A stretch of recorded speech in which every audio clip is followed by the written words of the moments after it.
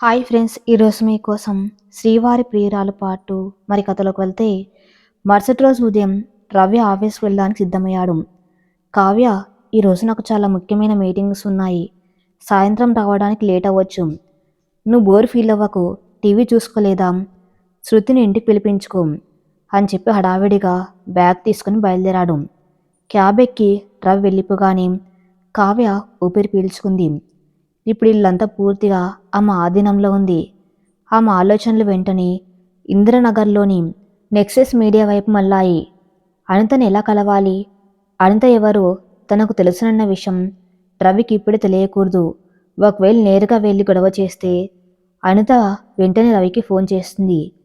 అప్పుడు రవి అప్రమత్తమై తన ప్లాన్ మార్చే ప్రమాదం ఉంది. కాబట్టి అనితను కలిసే విధానం చాలా వ్యూహాత్మకంగా ఉండాలి.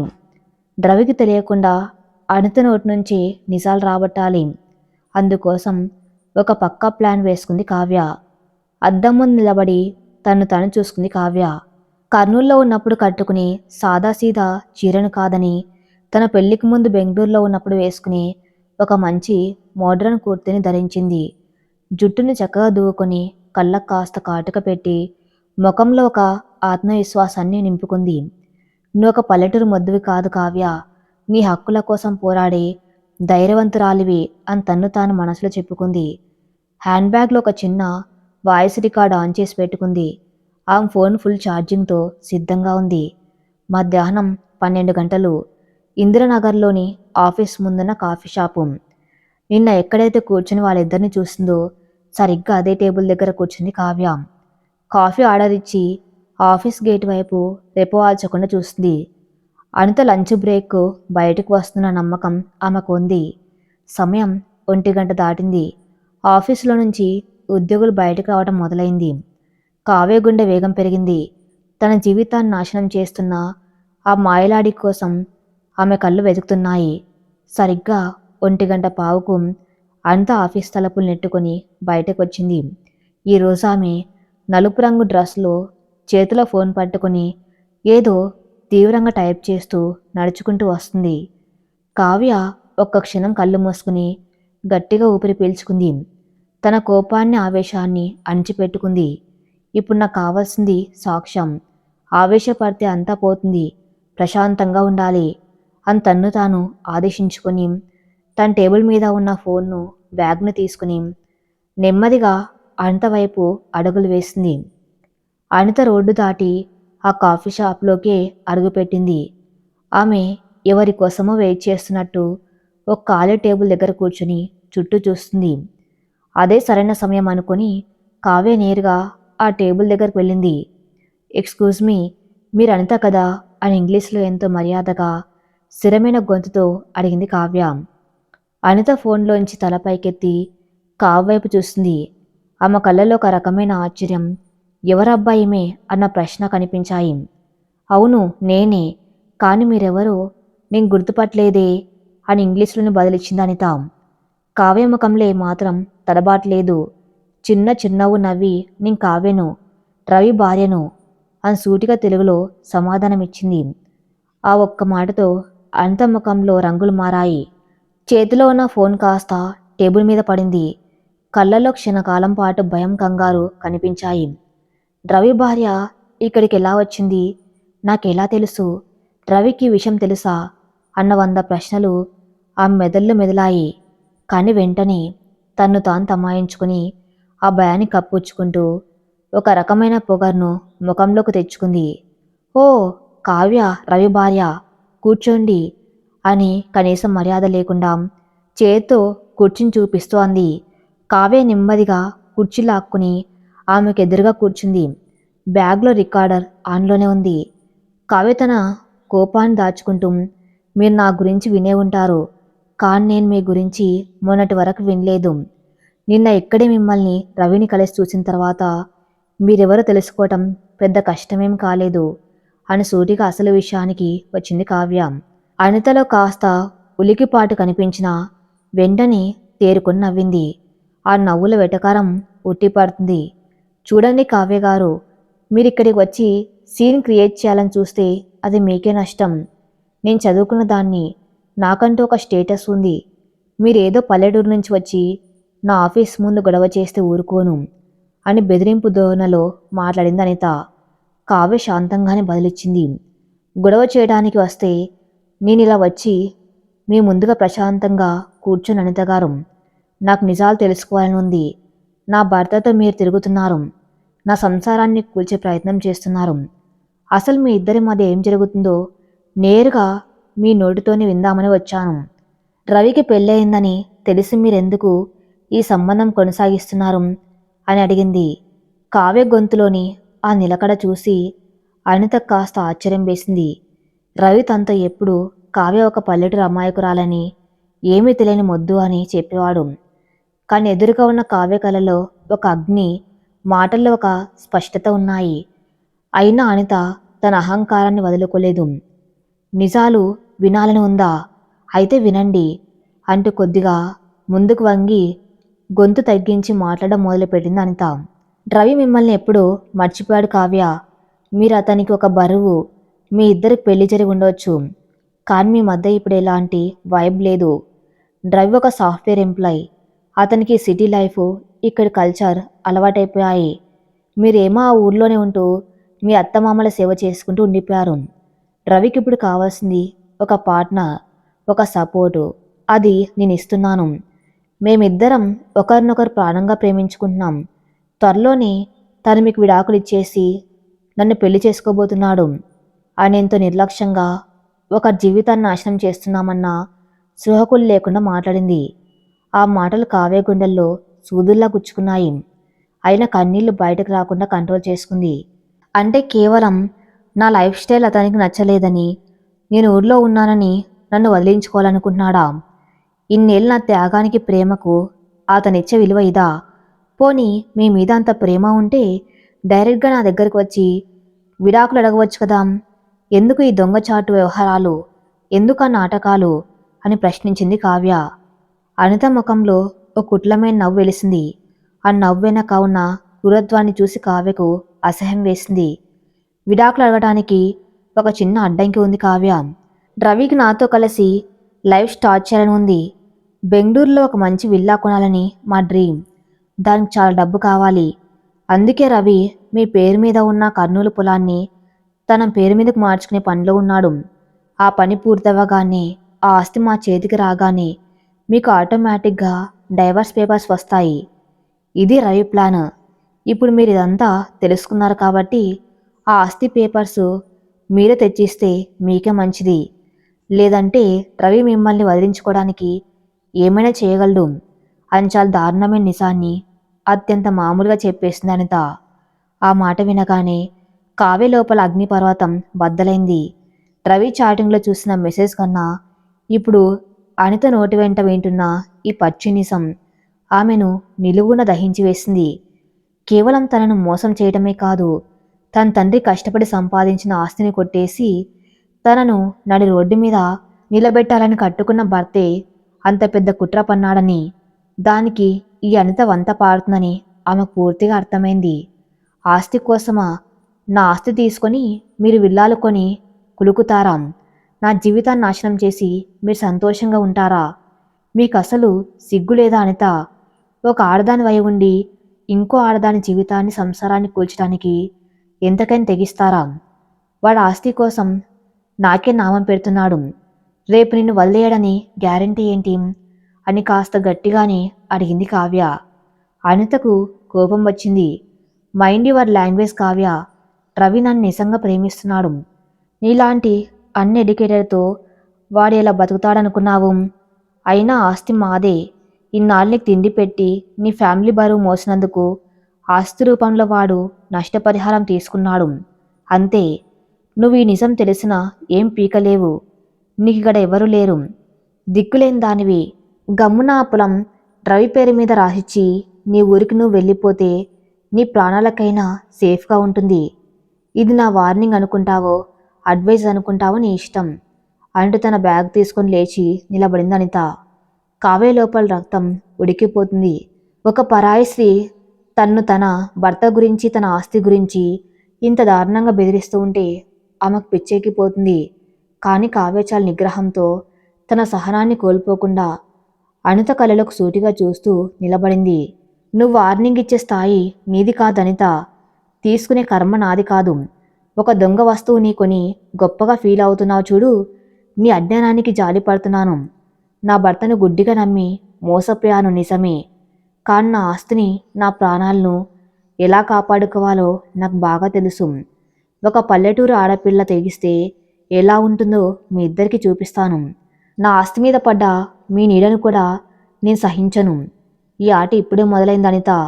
నేను చట్టపరంగా మీ ఇద్దరికి ఏ గతి పట్టిస్తానో వేచి చూడు అనేంత దృఢంగా ప్రశాంతమైన గొంతుతో చెప్పింది కావ్య. ఆ మాటల్లో ఉన్న తీవ్రతకు, ఆ కళ్ళలోని కోపానికి అనిత ఒక్క క్షణం భయపడింది. కాని పైకి కవర్ చేసుకుంటూ చూద్దాం, నువ్వేం చేస్తావో మేము చూస్తాం అని గిరుక్కున వెనక్కి తిరిగి వేగంగా కాఫీ షాప్ బయటకు వెళ్ళిపోయింది. అనిత వెళ్ళిన వైపే చూస్తూ అలాగే నిలబడిపోయింది కావ్య. ఆమె కళ్ళలో కన్నీళ్ళేవు, కేవలం పగ మాత్రమే కనిపిస్తుంది. తన భర్త తను వదిలించుకోవాలనుకోవటం ఒక ఎత్తు అయితే, తన ఆస్తిని లాక్కొని తనను రోడ్న పడేయాలనుకోవటం ఇంకో ఎత్తు. ఈరోజు అనిత నోటి వెంట వచ్చిన ప్రతి మాట తన బ్యాగ్లోని రికార్డర్తో భద్రంగా రికార్డ్ అయి ఉందని ఆమెకు తెలుసు. తన బ్యాగ్లోంచి వాయిస్ రికార్డర్ తీసి అది సేవ్ అయిందో లేదో ఒకసారి చెక్ చేసుకుంది కావ్య. అనిత గొంతు స్పష్టంగా వినిపిస్తుంది. విల్లా కొనాలి, ఆస్తి రాయించుకుని విడాకులు ఇస్తాడు అన్న మాటలు అందులో రికార్డ్ అయ్యాయి. ఇప్పుడు కావ్య దగ్గర వాళ్ళిద్దరి కుట్రకు సంబంధించిన బలమైన సాక్ష్యం ఉంది. క్యాబ్ బుక్ చేసుకుని తిరిగి రవి ఫ్లాట్కి చేరుకుంది కావ్య. దారి పొడవున ఆమె ఆలోచనలు చట్టపరమైన చర్యల చుట్టే తిరుగుతున్నాయి. ఇప్పుడు ఈ సాక్ష్యంతో నేరుగా వెళ్ళి పోలీసులకు కంప్లైంట్ ఇవ్వాలా? ఇస్తే రవి అనిత తను ఏమైనా చేస్తారా? తన తల్లిదండ్రులకి ఈ విషయం ఎలా చెప్పాలి? వాళ్ళు ఈ చేదు నిజాన్ని తట్టుకోగలరా? ఆస్తిని రవి పేరు మీదకు మార్చకుండా ఎలా ఆపాలి? ఇలాంటి వందలాది ప్రశ్నలు ఆమె నొక్కిరిబిక్కిరి చేస్తున్నాయి. రూమ్కి వెళ్ళాక కావ్య ఒక నిర్ణయానికి వచ్చింది. ఇప్పుడు తను ఒంటరి పోరాటం కంటే తనకంటూ ఒక సపోర్ట్ కావాలి. తన తల్లిదండ్రులకు ఈ విషయం ఎప్పుడు చెబితే వారు తట్టుకోలేరు. అందుకే ఈ విషయం ముందుగా చట్టం గురించి తెలిసిన వాళ్ళతో చర్చించాలి. బెంగళూరులో తన ఫ్రెండ్ శృతి ద్వారా ఎవరైనా మంచి లాయర్ను కలవాలని నిర్ణయించుకుంది. అదే సమయంలో రవి తనకు ఫోన్ చేశాడు. కావ్య, ఏం చేస్తున్నావు? నేను సాయంత్రం త్వరగా వస్తున్నాను. మనం బయటికి వెళ్ళి డిన్నర్ చేద్దాం. ఆ ఫ్లాట్ ఓనర్తో కూడా మాట్లాడాను. రేపు మనల్ని పేపర్ చూసుకోమని రమ్మన్నారు. మీ నాన్నగారితో మాట్లాడావా అనేంతో ఆతృతగా అడిగాడు రవి. రవి గొంతు వింటూ ఉంటే కావ్యకు అసహ్యంతో వాంతి వచ్చినంత పనైంది. వారి నటన ఇంకెంత మాత్రం భరించలేకపోయింది. కానీ తన ప్లాన్ వర్కౌట్ అవ్వాలంటే తను కూడా నటించక తప్పదు. మాట్లాడండి. నాన్నగారి పేపర్స్ అన్నీ రెడీ చేస్తానన్నారు. ఈ వీకెండ్ ఆయన వస్తున్నారు. అప్పుడు మాట్లాడుకుందాం. మీరు త్వరగా రండి, డిన్నర్కి వెళ్దాం అనేంత మామూలుగా సమాధానం ఇచ్చింది కావ్య. కావ్య ఇచ్చిన సమాధానంతో రవి ఫుల్ ఖుషి అయ్యాడు. తన ప్లాన్ అంతా సజావుగా సాగుతుందని సంబరపడిపోయాడు. కానీ అతనికి తెలియని విషయం ఏమిటంటే కావ్య తన చేతికి వినాశనపు ఉచ్చును బిగిస్తుందని. ఇందిరానగర్ కాఫీ షాప్లో అనితతో జరిగిన భేటీ తర్వాత కావ్య మనసులో ఒకటే ఆలోచన తిరుగుతుంది. అనిత ఈ విషయాన్ని రవికి చెబుతుందా? ఒకవేళ చెబితే రవి ఇంటికి రాగానే ఎలా ప్రవర్తిస్తాడు? నాపై కోపంతో ఊగిపోతాడా? లేక తన ప్లాన్ అంతా తెలిసిపోయిందని భయపడతాడా? ఈ ప్రశ్నలు ఆమెను ఉక్కిరి బిక్కిరి చేస్తున్నాయి. రవి ఉంటున్న ఫ్లాట్లోని సోఫాలో కూర్చొని గోడ గడియారం వైపు చూస్తూ ఉండిపోయింది కావ్య. సమయం సాయంత్రం 6 గంటలు దాటుతుంది. ప్రతి సెకండ్ ఆమెకు ఒక యుగంలా గడిచిపోతుంది. తన హ్యాండ్ బ్యాగ్లో ఉన్న వాయిస్ రికార్డును తీసి మరోసారి ప్లే చేసింది. అనిత పలికిన ప్రతి అక్షరం రికార్డ్ అయి ఉంది. ఆస్తి మా చేతికి రాగానే మీకు డైవర్స్ పేపర్స్ వస్తాయి. రవి నన్ను పెళ్లి చేసుకుంటాడు. ఈ మాటలు వింటూ ఉంటే ఆమె నరాల్లో రక్తం ఉడికిపోతుంది. 5 ఏళ్ల తన వైవాహిక జీవితం, తాను చేసిన త్యాగాలు, అత్తమామలకు చేసిన సేవ అన్నీ ఒక క్షణంలో బూడిదలో పోసిన పన్నీర్లా మారిపోయాయి. తన్ను ఒక మనిషిగా కాకుండా కేవలం ఒక ఆస్తిపత్రంలా చూస్తున్న తన భర్త నీచ బుద్ధిని తలుచుకుని ఆమెకు అసహ్యం వేస్తుంది.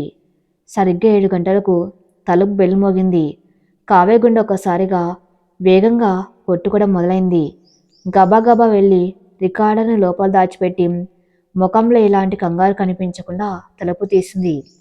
ఎదురుగా రవి. అతని ముఖంలో కోపం లేదు, కంగారు లేదు. పైగా పెదవులపై ఒక పెద్ద చిరునవ్వు ఉంది. చేతిలో ఒక గులాబీల బొకే ఉంది.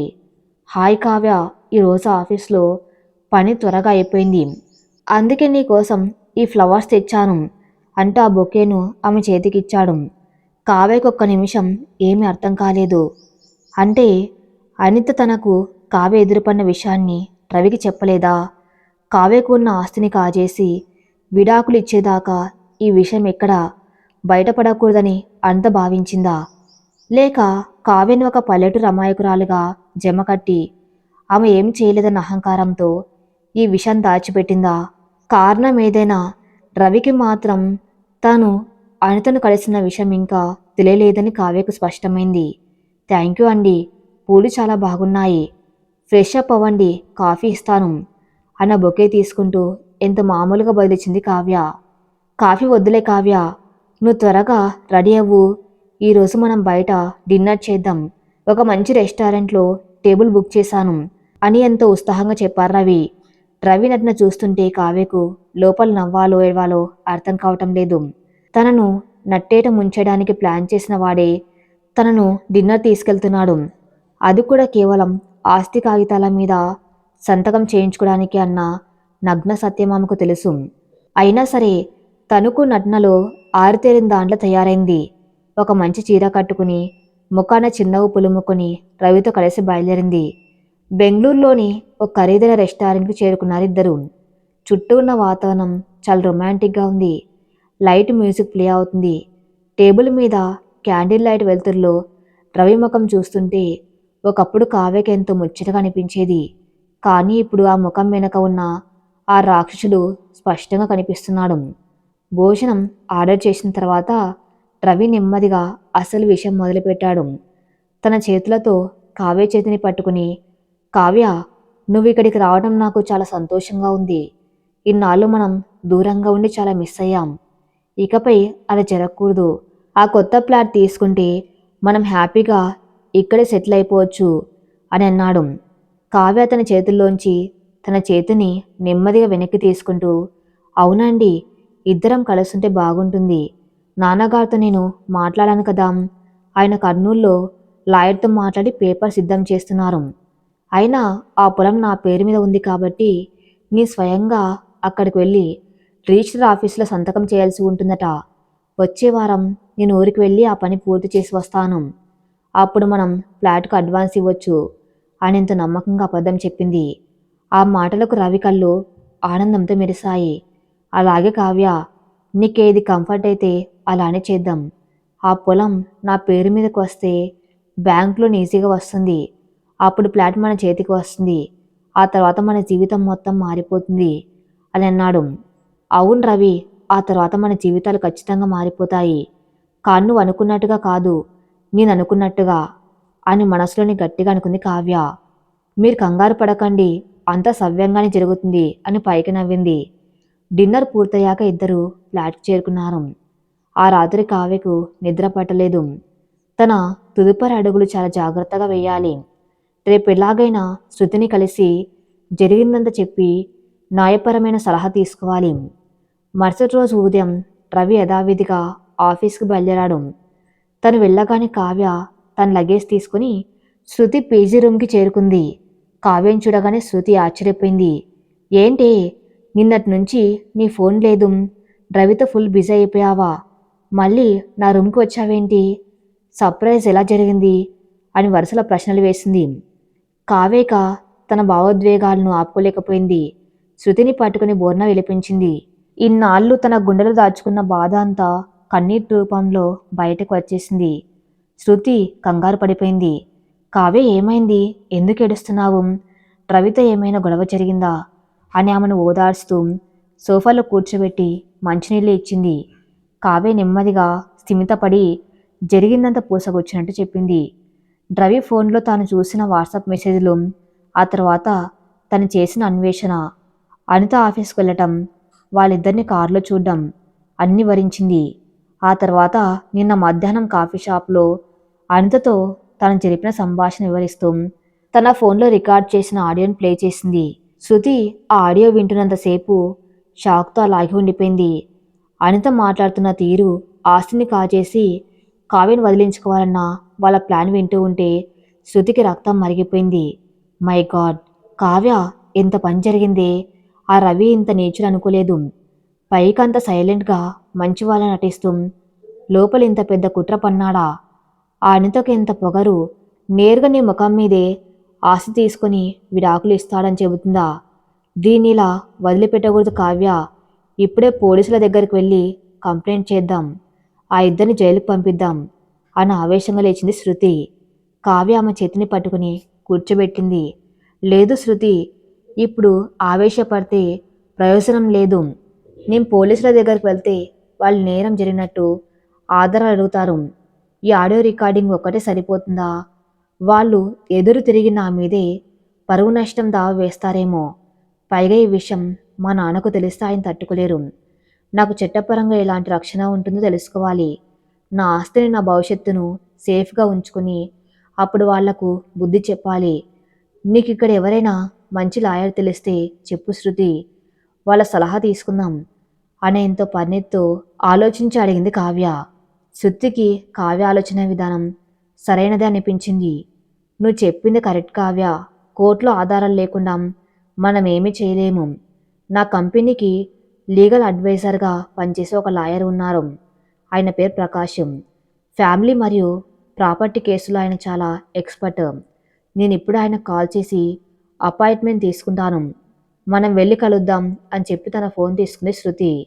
మధ్యాహ్నం 3 గంటలకు జయనగర్లోని లాయర్ ప్రకాష్ ఆఫీస్కు వెళ్లారు కావ్య, శృతి. ప్రకాష్ వయసు సుమారు 50 ఏళ్ళు ఉంటుంది.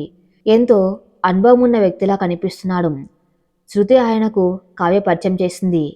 చెప్పండమ్మా, మీ సమస్య ఏంటి అని ఎంతో ప్రశాంతంగా అడిగాడు ప్రకాశం. కావ్య తన కథను మొత్తం వివరించింది. రవి ప్రవర్తనలో వచ్చిన మార్పు నుంచి తను చూసిన వాట్సాప్ చాట్స్ ఫోటోలు, నిన్న అనితతో జరిగిన సంభాషణ ఆడియో రికార్డింగ్ వరకు అన్నీ ఆయన ముందు ఉంచింది. ప్రకాష్ ఆ ఫోటోలను చూసి ఆడియోలను చాలా శ్రద్ధగా విన్నారు. ఆయన ముఖంలో ఎలాంటి ఆశ్చర్యం లేదు. ఇలాంటి కేసులు ఆయన రోజు చూస్తూనే ఉంటారని ఆయన హావభావాలను బట్టి అర్థమవుతుంది. అంతా విన్నానమ్మా, మీరు చాలా ధైర్యంగా వ్యవహరించారు. సాధారణంగా ఇలాంటి పరిస్థితుల్లో ఆడవాళ్ళు ఎమోషనల్ అయిపోయి ఇంట్లో గొడవ చేసి వాళ్ళ ప్లాన్ వాళ్ళకు ముందే తెలిసేలా చేస్తారు. కానీ మీరు ఆవేశపడకుండా ఈ సాక్ష్యాన్ని సంపాదించడం చాలా మంచి పనైంది. అయితే చట్టపరంగా మనం ఇప్పుడున్న పరిస్థితిని ఎలా ఎదుర్కోవాలో నేను వివరిస్తాను, వినండి అని ప్రకాష్ చెప్పడం మొదలుపెట్టాడు. కావ్యశ్రుతి ఇద్దరు ఎంతో శ్రద్ధగా వింటున్నారు. మొదటి విషయం, మీ ప్రాపర్టీ మీ భర్త మరియు ఆ అనిత ప్లాన్ అంతా మీ ఊర్లో ఉన్న ఆ పొలం చుట్టూ తిరుగుతుంది. మీరు ఆ పొలాన్ని ఏ పరిస్థితుల్లోనూ అతని పేరు మీదకు ట్రాన్స్ఫర్ చేయకూడదు. దానికి ఎలాంటి అగ్రిమెంట్, పవర్ ఆఫ్ అటార్నీ కానీ ఇవ్వకూడదు. ఒకవేళ మీరు సంతకం చేస్తే అది వాళ్ళకు చట్టబద్ధమైన హక్కు అవుతుంది. దాన్ని వెనక్కి తీసుకోవటం చాలా కష్టం. కాబట్టి మీరు ఏదో ఒక సాకు చెబుతూ ఆ రిజిస్ట్రేషన్ ప్రాసెస్ను వాయిదా వేస్తూ ఉండాలి. కావ్య తలూపుతూ సరే సార్, అలాగే చేస్తాను. కానీ ఈ ఆడియో రికార్డింగ్తో వాళ్ళ మీద పోలీస్ కంప్లైంట్ ఇవ్వలేనా అని అడిగింది. ప్రకాష్ కాస్త నవ్వి, చూడమ్మా, సెక్షన్ 497 కింద గతంలో జైలు శిక్ష ఉండేది. కానీ ఇప్పుడు సుప్రీంకోర్టు ఆ సెక్షన్ను కొట్టివేసింది. వివాహేతర సంబంధం అనేది విడాకులు తీసుకోవడానికి ఒక బలమైన కారణమే కానీ అది క్రిమినల్ నేరం కాదు. పోలీసులు వాళ్ళను అరెస్ట్ చేయలేరు. అయితే ఇక్కడ వాళ్ళు మీ ఆస్తిని కాజేయాలని ప్లాన్ చేస్తున్నారు. దీన్ని మనం చీటింగ్ మరియు క్రిమినల్ కాన్స్పిరసీ కింద పరిగణించవచ్చు. కానీ కేవలం వాళ్ళ ఫోన్లో మాట్లాడుకున్న దాన్ని బట్టి పోలీసులు కేసు నమోదు చేయడానికి వెనుకాడతారు. నేరం జరగకముందే మనం వాళ్ళ ఉద్దేశాన్ని మాత్రమే నిరూపించగలం. మరి నేనేం చేయాలి సార్? నా ఆస్తి కోసం నన్ను వాళ్ళు ఏమైనా చేస్తారేమన్న భయం నన్ను వెంటాడుతుంది అని కాస్త ఆందోళనగా అడిగింది కావ్య. అదే చెబుతున్నాను, మీరు భయపడవలసిన అవసరం లేదు. నా సలహా ఏంటంటే ఈ పోరాటాన్ని మనం చట్టబద్ధంగా ఎంతో వ్యూహాత్మకంగా చేయాలి. మీరు ముందుగా మీ భర్తతో ఉన్న చాట్స్ అతను వాడిన ఫోన్ నెంబర్లు, అనిత కాల్ హిస్టరీ, వాళ్ళు ఎక్కడెక్కడ కలిశారు అన్న డాక్యుమెంటరీ ప్రూఫ్స్ అన్నీ కలెక్ట్ చేయాలి. వాళ్ళు కలిసి తిరుగుతున్న ఫోటోలు లేదా వీడియోలు మన దగ్గర ఉంటే కోర్టులో మెంటల్ క్రుయాలిటీ కింద వాదన బలంగా ఉంటుంది.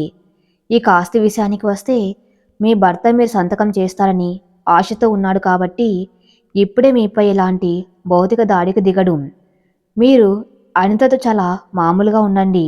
వచ్చే వారం నేను మీ కర్నూలులో రిజిస్ట్రేషన్కి బదులుగా మీ నాన్నగారి ఆస్తిని మీ పేరు మీద కాకుండా మీ తల్లిదండ్రుల పేరు మీదే రివర్స్ గిఫ్ట్ డీడ్ చేసేలా ఒక డాక్యుమెంటరీ రెడీ చేస్తాను.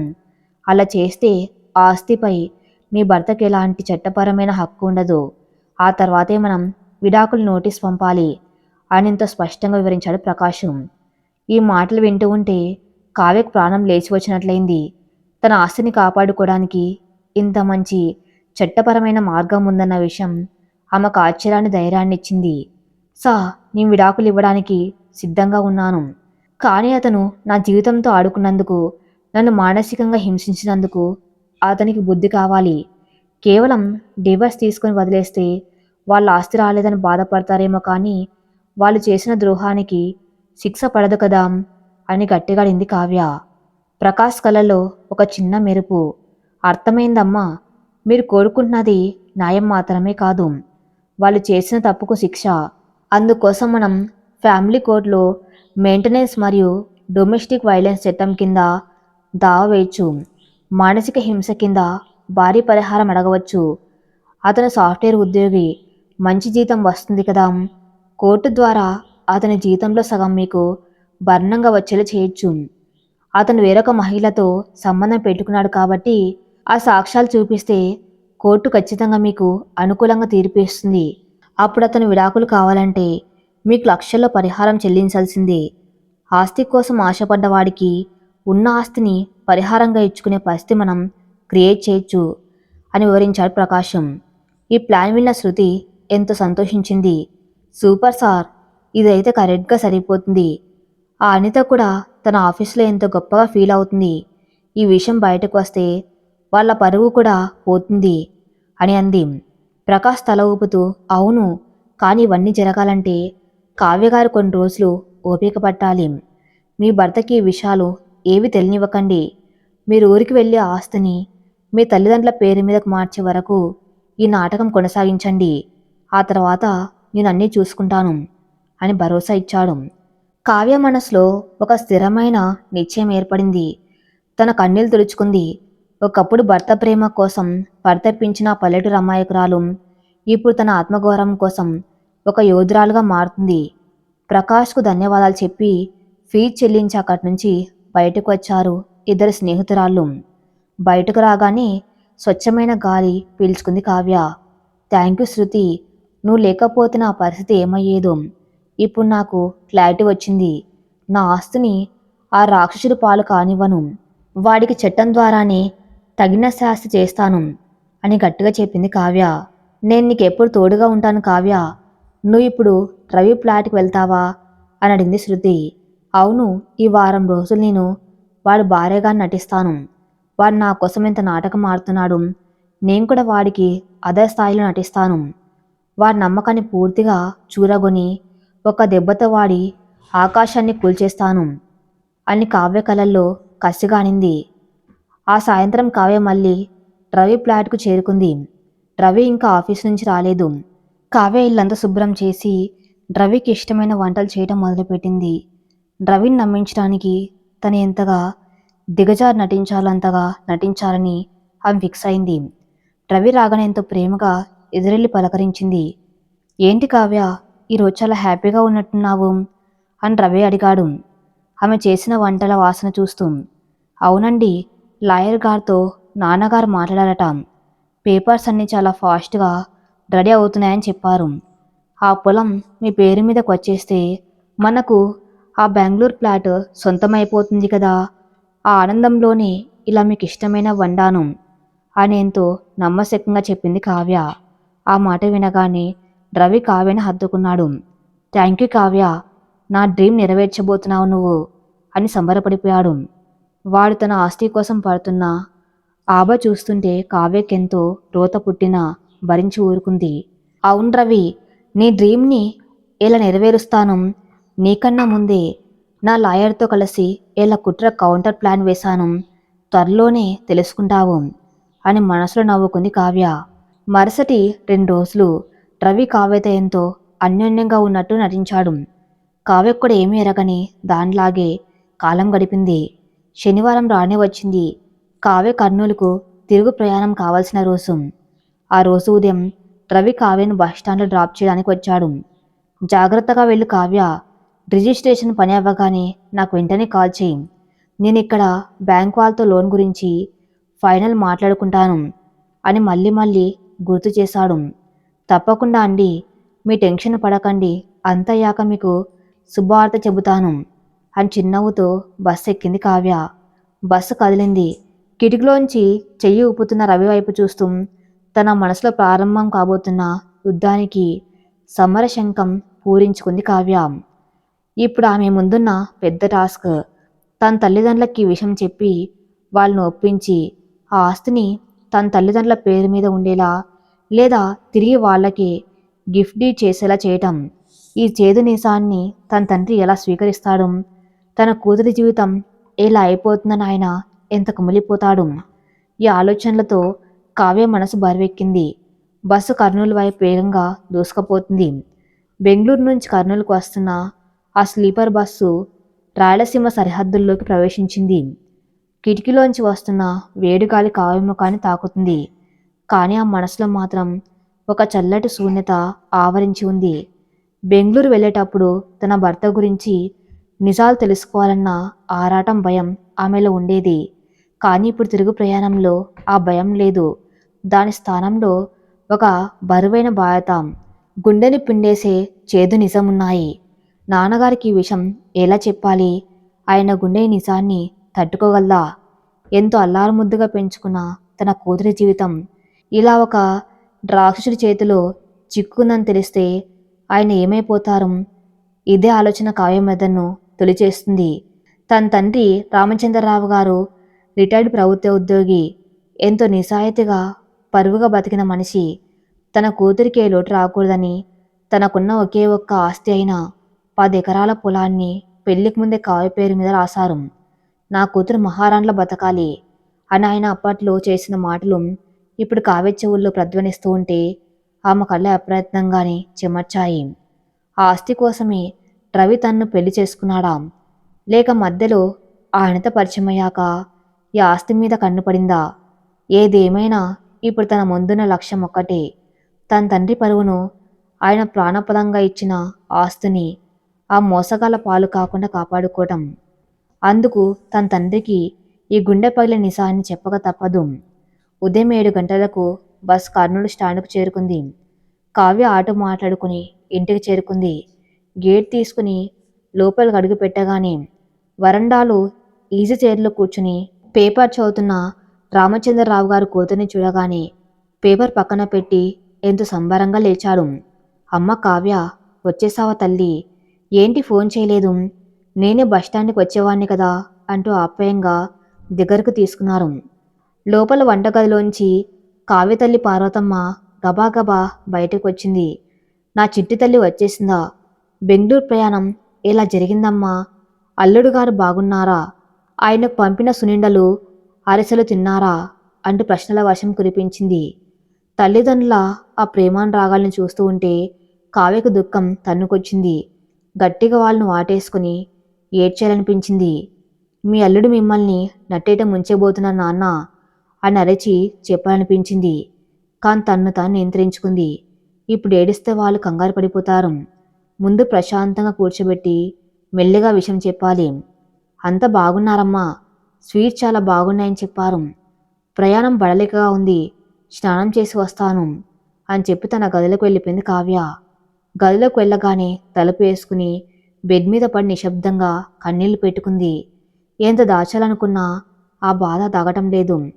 ఒక అరగంట తర్వాత ముఖం కడుక్కొని మామూలుగా తయారై బయటకు వచ్చింది. ఆ మధ్యాహ్నం భోజనం చేస్తున్నప్పుడు కూడా కావ్య ఏదో దీర్ఘాలోచనలో ఉండటం రామచంద్రరావు గారు గమనించారు. ఏంటమ్మా కావ్య, ముఖం ఒకలా ఉంది. ఏమైనా నలతగా ఉందా? బెంగుళూరు వెళ్ళినప్పటి నుంచి నీ గొంతులో మునపటి ఉత్సాహం లేదు. రవిబాబు ఏమైనా అన్నాడా? ఆ కొత్త ఫ్లాట్ విషయం గురించి టెన్షన్ పడుతున్నావా అని అడిగారు.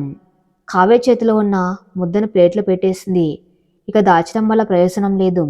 ఇప్పుడు దాస్తే రేపు ఆస్తి రిజిస్ట్రేషన్ ప్రాసెస్ అప్పుడు మళ్ళీ అబద్ధాలు చెప్పాల్సి వస్తుంది. నాన్న, మీ ఇద్దరితో నేను ఒక చాలా ముఖ్యమైన విషయం మాట్లాడాలి. మీరు భోజనం పూర్తి చేయండి, హాల్లో కూర్చుందాం అని గంభీరంగా చెప్పింది. ఆమె గొంతులోని మార్పు చూసి పార్వతమ్మ, రామచంద్రరావు ఇద్దరు ఒకరి ముఖం ఒకరు చూసుకున్నారు. ఏదో జరిగిందని వాళ్ళకు అర్థమైంది. హాల్లోని సోఫాలో రామచంద్రరావు గారు, పార్వతమ్మ కూర్చున్నారు. వాళ్ళకెదురుగా ఒక కుర్చీ వేసుకుని కూర్చుంది కావ్య. ఆమె చేతిలో ఫోన్ ఉంది. ఒకసారి గట్టిగా ఊపిరి పీల్చుకుని ఎక్కడి నుంచి మొదలు పెట్టాలో ఆలోచించుకుంది. నాన్న, నేను బెంగళూరు వెళ్ళిన అసలు కారణం శృతిని కలవడానికి కాదు, కొత్త ఫ్లాట్ చూడ్డానికి, అంతకన్నా కాదు అని మెల్లగా ప్రారంభించింది. రామచంద్రరావు గారు ఆశ్చర్యంగా, మరెందుకమ్మా వెళ్ళావు అని అడిగారు. రవి నన్ను మోసం చేస్తున్నాను నాన్న. గత 6 నెలలుగా అతని ప్రవర్తనలో మార్పు రావడం నీ గమనించాను. వారం క్రితం అతని ఇక్కడికి వచ్చినప్పుడు రాత్రిపూట అతను పడుకున్నాక అతని ఫోన్ చెక్ చేశాను. అందులో అతను ఒక అమ్మాయితో చాలా చనువుగా చాట్ చేయటం చూశాను. వాళ్ళిద్దరూ కలిసి మన ఆస్తిని కొట్టేయాలని, ఆ తర్వాత నాకు విడాకులు ఇవ్వాలని ప్లాన్ చేసుకున్నారు అని ఒకసారిగా బాంబు పేల్చింది కావ్య. ఆ మాటలకు పార్వతమ్మ నోటి మీద చేయి వేసుకుని, అయ్యో దేవుడా, ఏంటమ్మా నువ్వు మాట్లాడేది? అల్లుడు గారు అలాంటి వారు కాదే. ఏదో పొరపాటు పడి ఉంటావు నువ్వు. ఆఫీస్లో ఎవరితోనో పని మీద మాట్లాడితే నువ్వు అపార్థం చేసుకుని ఉంటావు అని కూతురు మాటలను నమ్మలేక అంది. రామచంద్రరావు గారు మాత్రం నిశ్చేష్టులైపోయారు. ఆయనకు మాట రాలేదు. కావ్య ముఖంలోకి తీక్షణంగా చూస్తూ, కావ్య, నువ్వేం చెబుతున్నావో నీకు అర్థమవుతుందా? ఇది చాలా పెద్ద నింద అన్నారు గొంతు వణుకుతూ ఉండగా. నాకు తెలుసు నాన్న, మీరు నమ్మరని. అందుకే నేను ఎవరికి చెప్పకుండా సైలెంట్గా బెంగళూరు వెళ్ళాను. శృతి సాయంతో ఆ అమ్మాయి ఎవరు, ఎక్కడ పనిచేస్తుందో కనిపెట్టాను. ఆమె పేరు అనిత. బెంగళూరులోని ఒక కంపెనీలో క్రియేటివ్ డైరెక్టర్. నేను స్వయంగా నా కళ్ళతో వాళ్ళిద్దరిని కార్లో తిరగటం చూశాను. అంతేకాదు నాన్న, నిన్న మధ్యాహ్నం ఆ అనితను నేను నేరుగా కలిసి మాట్లాడాను. ఆవిడెంత పొగరుగా మాట్లాడిందో. రవి ప్లాన్ ఏంటో స్వయంగా ఆవిడ నోటి నుంచి చెప్పింది. ఇవిగో ఆధారాలు అంటూ తన ఫోన్ ఓపెన్ చేసింది కావ్య. ముందుగా రవి ఫోన్లో తాను తీసిన వాట్సాప్ చాట్ ఫోటోలను తండ్రికి చూపించింది.